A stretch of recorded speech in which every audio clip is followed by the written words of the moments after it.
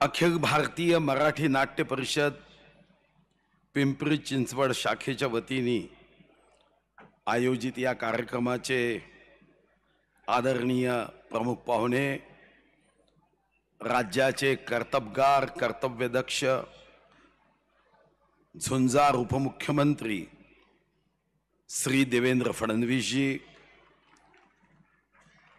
आदरणीय अध्यक्ष प्रशांत दामले जी,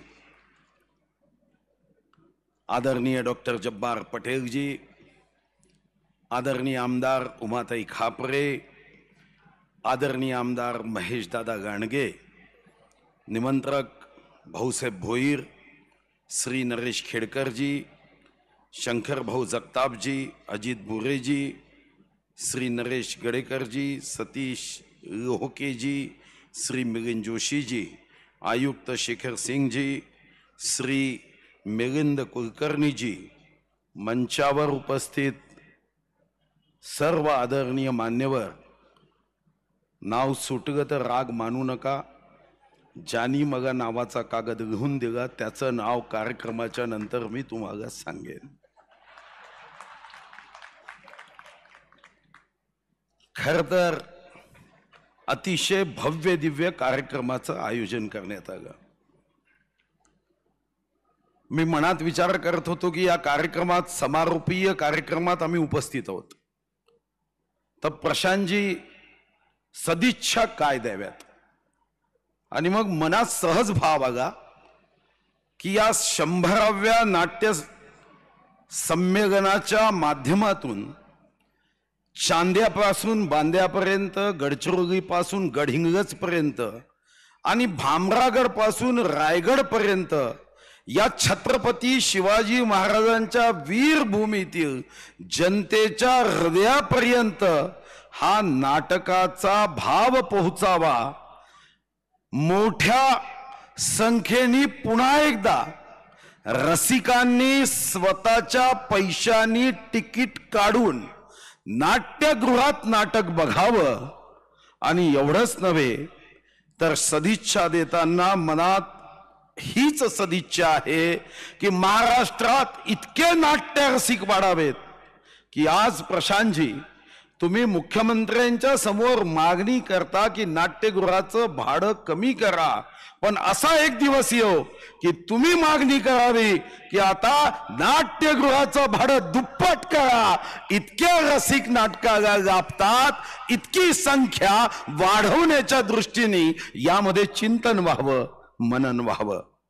खर तर आता डॉक्टर जब्बार पटेल यांनी, खरं तर आमदारांनी आपली मागणी पूर्ण करण्यासाठी काय काय केलं पाहिजे याचं प्रशिक्षणच दिलं की आपली मागणी ही पूर्ण व्हावी, या दृष्टीने समोर बसलेल्यांना टाळ्या वाजवून घेतल्या, आमच्या चेहऱ्यावरचं हास्य ते बघत होते, पण मी जब्बार भाई विश्वास देतो की आम्ही सुद्धा संकल्प करूनच इथं आलोय की या क्षेत्रामध्ये बदल व्हावा। आणि हा बदल होताना प्रशांतजी तुम्ही म्हणाले ते खरं आहे की 75 नाट्यगृह आम्ही करण्याचा संकल्प केला, पण एक गैरसमज काढून टाका की सांस्कृतिक कार्य विभागाचं फक्त एक नाट्यगृह आहे। तुम्ही जे सांगत होता की व्यवस्थापकाची नियुक्ती आम्ही करावी, व्यवस्थापकांची नियुक्ती आम्ही करू शकत नाही कारण ते स्थानिक स्वराज्य संस्थेची आहे। 75 नाट्यगृह अमृत महोत्सवी वर्षात महाराष्ट्रात बांधण्याचा आमचा निर्णय हा पूर्णत्वासच जाईल। तुमच्या मनात थोडी शंका दिसली की आता पूर्ण नियोजन झालं पण अंमलबजावणीकडे लक्ष दिलं पाहिजे। मी तुम्हाला शब्द देतो, जोपर्यंत 75 नाट्यगृहाची अंमलबजावणी होणार नाही तोपर्यंत आमच्यापैकी कोणीही आपलं पद सोडणार नाही आणि तुम्ही सोडू द्यायचं नाही, हा संकल्प मात्र केला पाहिजे। खरं तर आमचं कौतुक आहे की विडंबना आहे मला माहित नाही, पण आम्ही नाट्य रसिक आहोत इथपर्यंत ठीक होतं, पण तुम्ही आम्ही सुद्धा उत्तम नाटकं करतो। आता हे कौतुक होतं की विडंबन होतं समजलं नाही, पण मला जब्बार भाई म्हणाले की आम्ही नाटक करतो, पण तुम्ही नाटक क्षेत्रात एवढं राजकारण करतात की आम्ही मागे पळतो, हेही काही लोकांनी कानात सांगितलं. पण एक गोष्ट खरी आहे की नाटक अभिनय हा आजचा नाही आहे. हा 456 कोटी वर्षाच्या पृथ्वीच्या इतिहासात 70 लक्ष वर्षापूर्वी मानवाची उत्क्रांती सुरू झाली, तेव्हा ही पाषाण युगात, जेव्हा भाषा नव्हती, शब्द नव्हते, मला वाटतं की तेव्हाही चेहऱ्याच्या अभिनयातूनच एकमेकाशी संवाद साधला जात होता.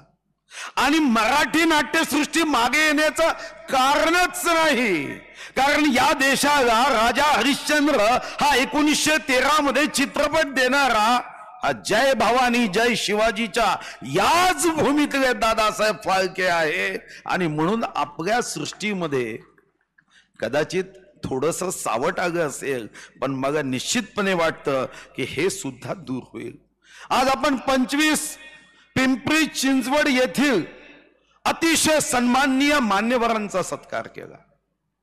ज्या समाजामध्ये मान्यवरांचा आपण सत्कार करतो, ज्येष्ठांचा सत्कार करतो, यापेक्षा मोठा कोणताही भाव असू शकत नाही. खरं तर मला आयुष्यामध्ये 3 घंटा वाचताना अतिशय आनंद व्हायचा आणि आजही होतो. शाळेची सुटण्याची घंटा वाजली की आनंद व्हायचा.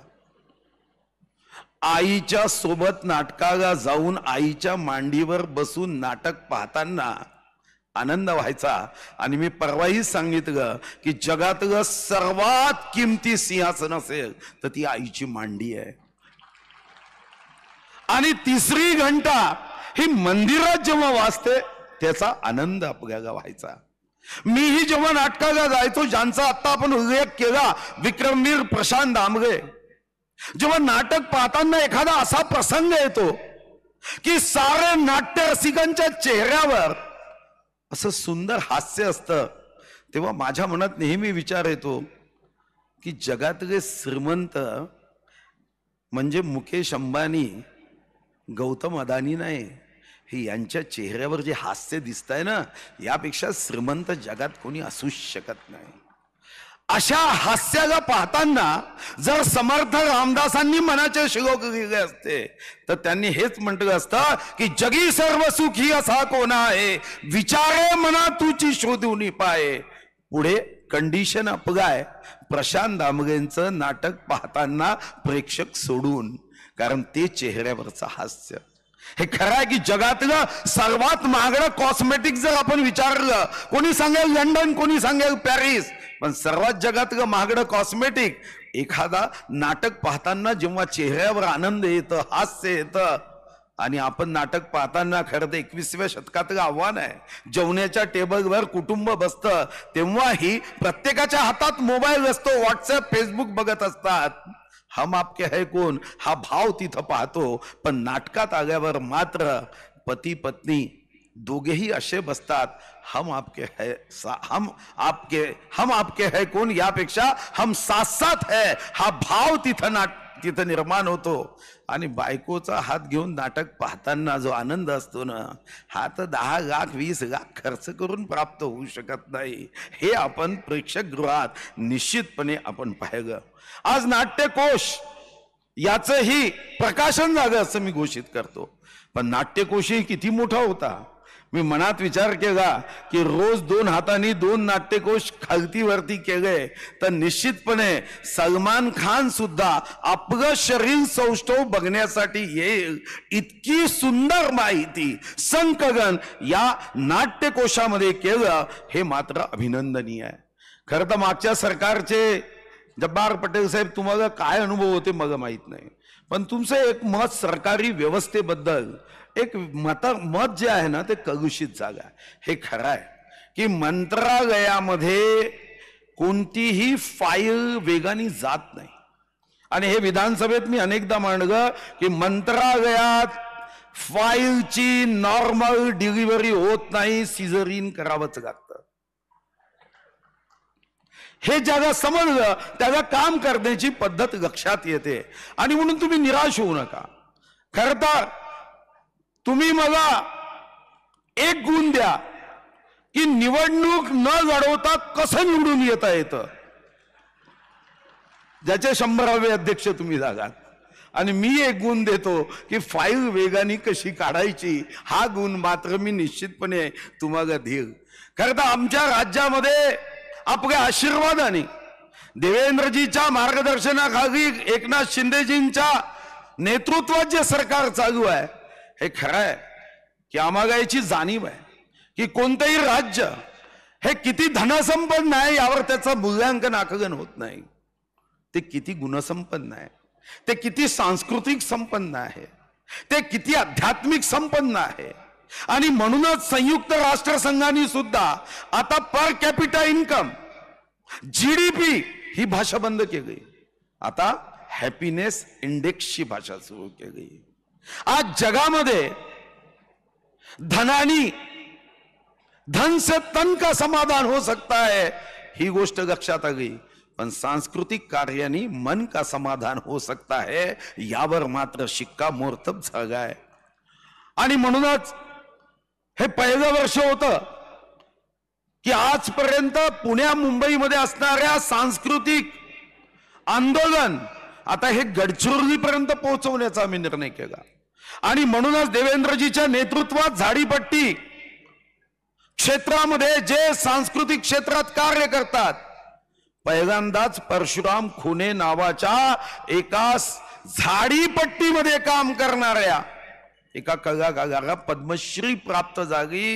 ही महाराष्ट्राची पहिली घटना आहे की शेवटी गडचिरोली आणि भंडारा गोंदिया सारख्या जंगलात राहणाऱ्या कष्ट करणारा जो शेतकरी आहे, जो हाडाचं काढ करतो, रक्ताचं पाणी करतो, 1 एकर शेती नांगरायची असेल तर 13.5 किलोमीटर आडवं उभं चालतो, कडक उन्हात नांगरणी वखरणी करतो, पावसाळ्यात चिखल तुडवतो, थंडीत आपल्या कच्च्या बच्चाला छातीला घेऊन आपल्या ब्लँकेटमध्ये झोपावं, तेव्हा मात्र तो जागणीसाठी जातो. त्या शेतकऱ्याचं मनोरंजन कोण करतं तर कलाकार करतात.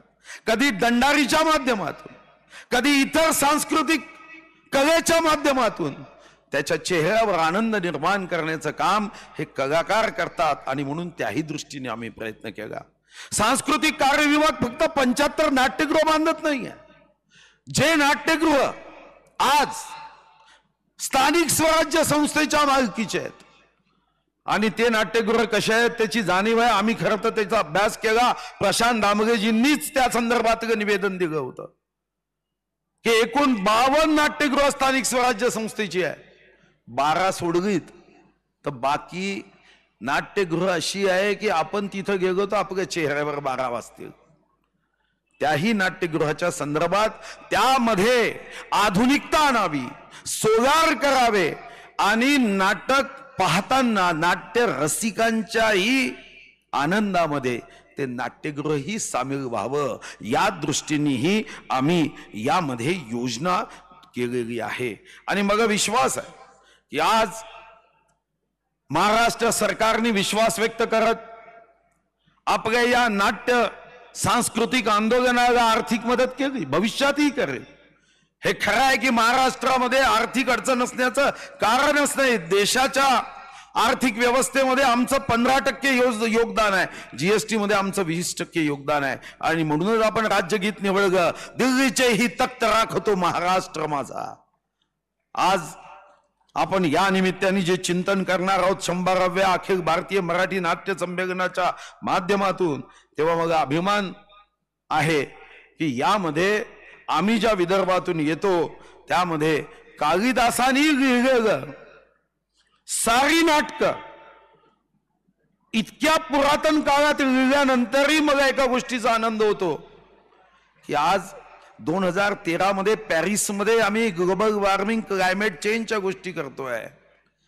पण नाटक असं क्षेत्र आहे की तो भविष्याचाही वेध घेतला जातो. आणि म्हणून कालिदासाच्या नाटकांमध्ये जितके रस आहे, जितके आशय आहे, त्यामध्ये पर्यावरण सुद्धा आहे. नाटक हे एका हृदयातून दुसऱ्या हृदयाला संदेश पाठवणारं क्षेत्र आहे आणि आयुष्यामध्ये हे लक्षात राहतं. मला आठवतं की जेव्हा मी राजेश खन्नाचा आनंद चित्रपट बघितला तेव्हापासून आजपर्यंत बाबू मोशाय जिंदगी बड़ी होनी चाहिए, जिंदगी बड़ी होनी चाहिए, लंबी नहीं, किती दिवस वाक्य आठवण राहिगा.